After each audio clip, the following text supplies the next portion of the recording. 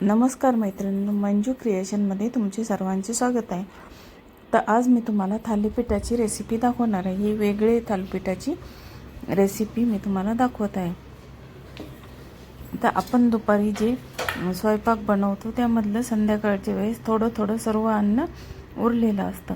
मग आपण काय करायचं, हे जे भाज्या, वरण, भात, आपण जे काही सॅलड वगैरे बनवतो ते सर्व भाज्या, भात हे आपण सर्व थोडं उरलेलं असतं ते मी मिक्स करणार आहे. बघा, आता हे सर्व मिक्स करायचं आणि त्याचं थालीपीठ बनवायचं. हे थालीपीठ अतिशय उत्तम लागतं आणि आपल्या पोटामध्ये सर्व भाज्या व सर्व प्रकारचे पीठ आपल्या पोटामध्ये जातं अशा प्रकारे, आणि आपलं अन्नही वाया जात नाही. चला तर मग मैत्रिणींनो, आता मी तुम्हाला दाखवत आहे माझं सकाळचं वरण भात, कोबीची भाजी आणि हे वाटाणे, चवळी, मटकी हे सर्व मी मिक्स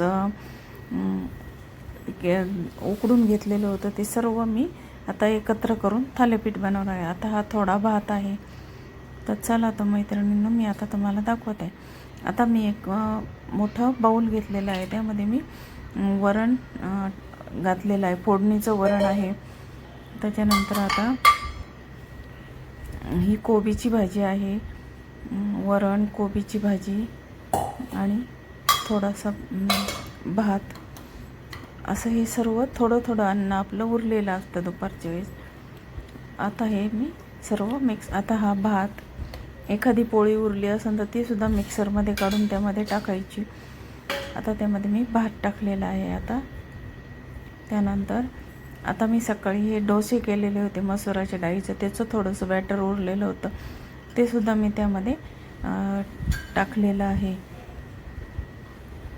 आता हे सर्व प्रकारची कडधान्य मी दुपारी उकडून तयार केलेली होते. आता हे कडधान्य मी मिक्सरमधून काढून त्या थालीपीठामध्ये टाकणार आहे. आता हे कडधान्य मी मिक्सरमधून काढून घेतलेले आहे. आता हे सुद्धा मी यातमध्ये टाकणार आहे. तर बघा मैत्रिणींनो, आता हे सर्व मी वरण, भात, भाजी, कडधान्य हे सर्व मी मिक्स करून घेतलेलं आहे. आता यामध्ये मी कोणते पीठ टाकणार आहे हे तुम्ही बघा. आता हे सर्व मिक्स करून घ्यायचे आहे. आता आपण त्यामध्ये थोडंसं मीठ टाकूया. आता भाज्यांमध्ये आपण दुपारी तिखट मसाले घातलेले असतात, त्यामुळे ज्यांना जास्त तिखट खायची सवय आहे त्यांनी टाकले तरी चालतात, पण मग त्यामध्ये तिखट टाकायची गरज नाही.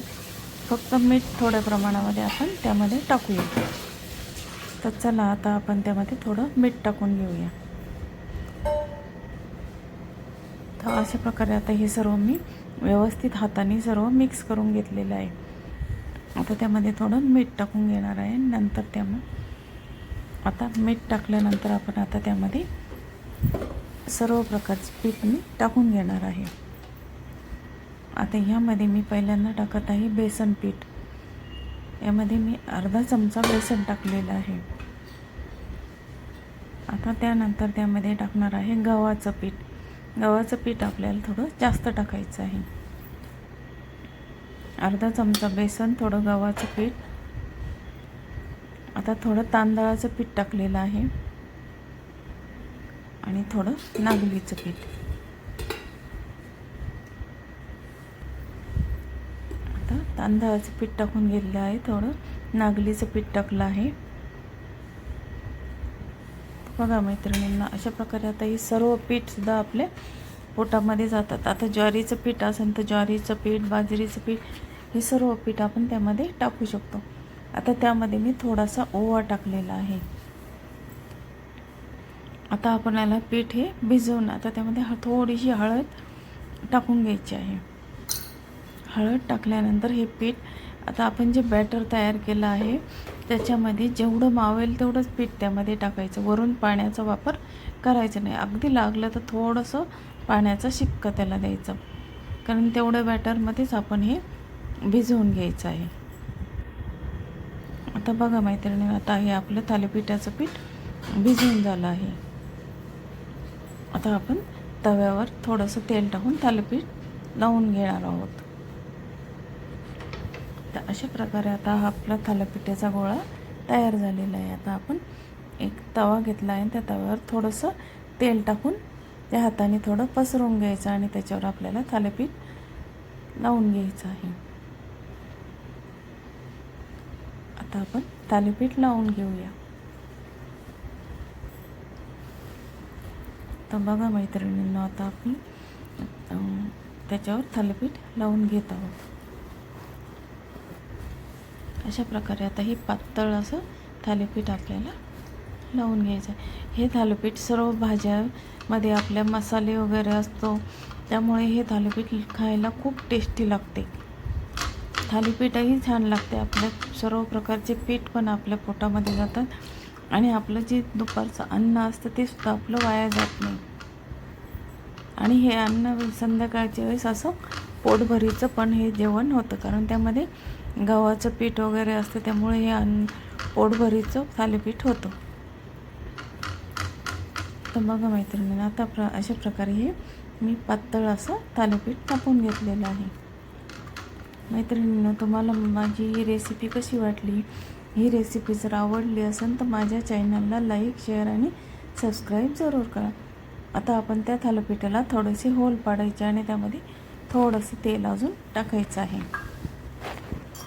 आता यामध्ये सर्व भाज्या पीठ असल्यामुळे हे थालीपीठ खायला सुद्धा खूप खमंग आणि टेस्टी लागते. मुलांना सुद्धा हे थालीपीठ खूप आवडेल. तर बघा मैत्रिणी, आता हे थालीपीठ मी गॅसवर ठेवलं आहे. आता त्याच्यावर आपण एक झाकण ठेवलेलं आहे. आता हे थालीपीठ आपलं 5 मिनिटामध्ये रेडी होईल. आता हे आपण सुरुवातीला हा गॅस मोठा ठेवायचा आणि नंतर छोट्या गॅसवर आपण हे थालीपीठ व्यवस्थित भाजून घेऊया. तर अशा प्रकारे आता आपले थालीपीठ रेडी झालं आहे. मी सर्विंग प्लेटमध्ये ते काढून घेतलं आहे. बघा मैत्रिणींना, आपण आता हे दही, चटणी, लोणचं याबरोबर मी ते सर्व केलेलं आहे. तर बघा मैत्रिणी, तुम्हाला जर ही रेसिपी आवडली असेल तर माझ्या चॅनलला लाईक, शेअर आणि सबस्क्राईब जरूर करा. आणि तुम्हीसुद्धा अशा प्रकारचे थालीपीठ नक्की करून बघा. धन्यवाद.